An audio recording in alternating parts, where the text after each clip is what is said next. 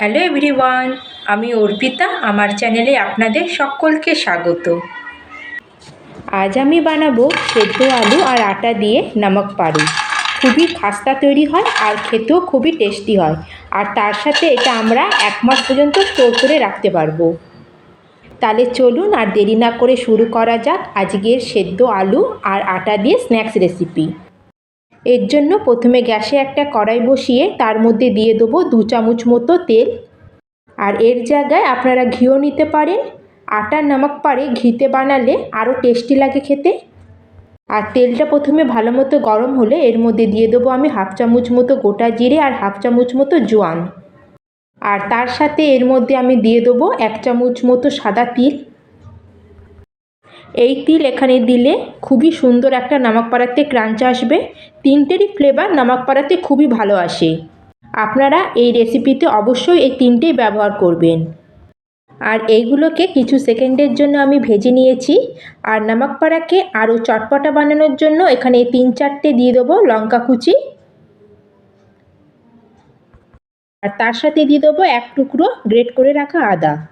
এবার এগুলোকেও 1 মিনিটের মতো একটু হালকা ভেজে নেব, যাতে এদের যে কাঁচা ফ্লেভারটা থাকে সেটা চলে যায়।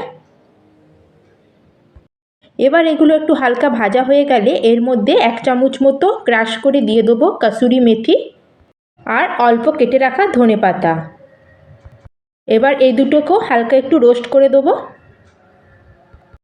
আর কয়েক সেকেন্ড পরে যখন এইগুলো একটু হালকা ড্রাই হয়ে যাবে তখন এর মধ্যে আমি 1/4 কাপ মতো জল দিয়ে দেবো। আর তার সাথে এর মধ্যে দিয়ে দেবো স্বাদ অনুযায়ী নুন। আর এখানে দিয়ে দেবো 1/2 চামচ মতো গোলমরিচের গুঁড়ো। আর আপনাদের কাছে যদি গোলমরিচের গুঁড়ো না থাকে তাহলে আপনারা 8-10টা গোলমরিচকে ক্রাশ করেও দিয়ে দিতে পারেন। আর এখন আমি এগুলোকে ভালো করে মিক্স করে নিয়েছি। এখন গ্যাসের ফ্লেমটাকে লোতে করে দেবো।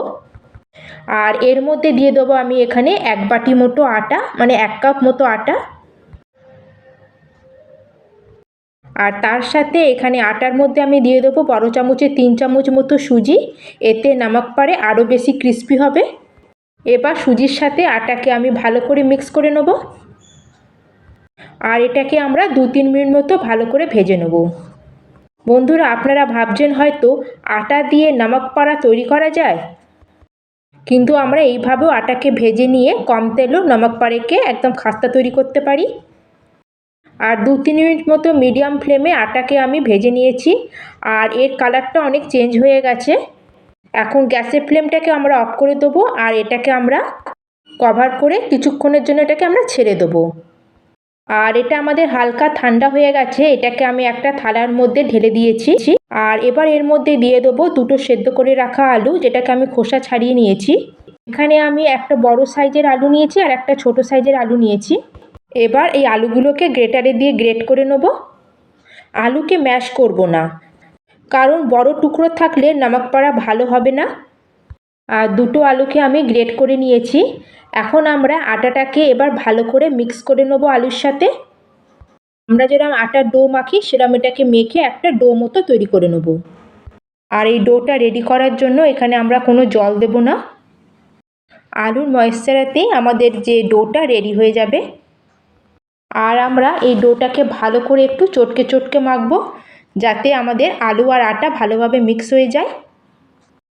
আর যদি আপনাদের এখানে আটাটা নরম মনে হয় তাহলে আরও সামান্য একটু আটা মিশিয়ে এই ডোটাকে একটু শক্ত করে মেখে নেবেন। আর ডোটা আমার রেডি হয়ে গেছে। আর এই ডোটা আমাদের ঠিক এরম শক্ত থাকবে। এখন আমরা এই আটা থেকে 2খানা ডো তৈরি করে নেব।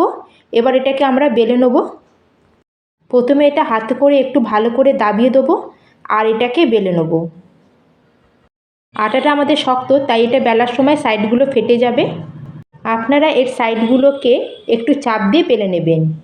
আর এটাকে আমি এইভাবে গোল শেপ করে বেলে নিয়েছি। আর রুটি থেকে এটা একটু বেশি মোটা রেখেছি। মোটা না হয়ে পাতলা, আপনারা যেমন খুশি এটা বেলে নিতে পারেন।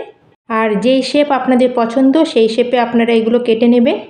আর এখানে আমি পাতলা পাতলা লম্বা লম্বা এরকম স্ট্রাইপ কেটে নিচ্ছি।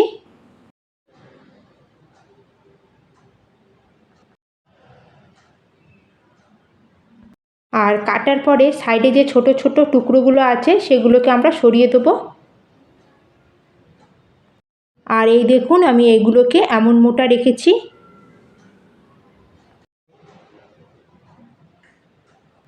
আর এইভাবে আমি খুন্তি দিয়ে এগুলোকে বার করে নেবো একটা প্লেটের মধ্যে।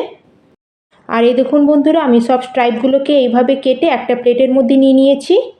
আর এগুলোকে আমি একটার উপর একটা রেখেছি, কিন্তু তাতেও এগুলো একসাথে চিপকাবে না, আর তেলে দিলেই এগুলো আলাদা হয়ে যাবে। আর এখন আমি কড়াইতে তেল দিয়ে তেলটাকে একটু মিডিয়াম গরম করে নেব। আর এর মধ্যে নমক পাড়েগুলোকে দিয়ে দেবো। আর দেবার পরে যদি আপনাদের মনে হয় যে এগুলো একসাথে গায়ে গায়ে লেগে যাচ্ছে, তাহলে এগুলোকে দেবার পরে হালকা একটু নাড়িয়ে দেবো, তাহলে এগুলো আপনা থেকেই আলাদা হয়ে যাবে। কিন্তু বন্ধুরা, এগুলোকে বেশি নাড়ানাড়ি করবেন না, আটা দিয়ে তৈরি, এটা ভেঙে যেতে পারে। তাই এটাকে তেলে দেবার পরে 8 থেকে 10 মিনিট লো মিডিয়াম ফ্লেমে আমরা এটাকে ফ্রাই করব, যতক্ষণ না এটা আমাদের গোল্ডেন কালার হয়ে যাচ্ছে ততক্ষণ। আর মাঝে মাঝে এগুলোকে একটু উল্টে পাল্টে দেবো, যাতে এটা সব সাইড থেকে ভালো মতো ফ্রাই হয়ে যায়। আর এই দেখুন বন্ধুরা, এগুলো ফ্রাই করে নিয়েছি, প্রায় 10 মিনিট হয়ে গেছে। আর কালারটাও আমার সুন্দর একটা গোল্ডেন কালার চলে এসছে। আর এখন এগুলোকে আমরা বার করে নেব। আর আপনারা এর আওয়াজ শুনেই বুঝতে পারছেন যে এটা কত খাস্তা তৈরি হয়েছে। আর এটাকে আটা আর আলু দিয়ে বানিয়েছি, তার জন্য এটা খেতে আরও বেশি টেস্টি লাগে। আর এইভাবে আমি সব নমক পাড়েগুলোকে ফ্রাই করে নিয়েছি। আর এইভাবে আপনি একটু বেশি করে বানিয়ে এটাকে 1 থেকে 2 মাস স্টোর করে রাখতে পারেন। ছোটো মোটো খিদে হোক বা চায়ের সাথে কিছু চটপটা খেতে হলে এইটা আপনারা বানিয়ে খেতে পারেন, খুবই ক্রিস্পি হয় খেতে।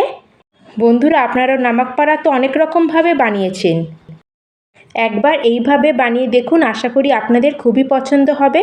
আর ভিডিওটা যদি একটু ভালো লাগে থাকে তাহলে লাইক শেয়ার করে দেবেন। আর প্রত্যেক দিনে যদি নতুন রেসিপি দেখতে চান তাহলে চ্যানেলটিকে সাবস্ক্রাইব করে দেবেন। তাহলে আবার দেখা হচ্ছে অন্য একটি নতুন রেসিপি নিয়ে। ধন্যবাদ।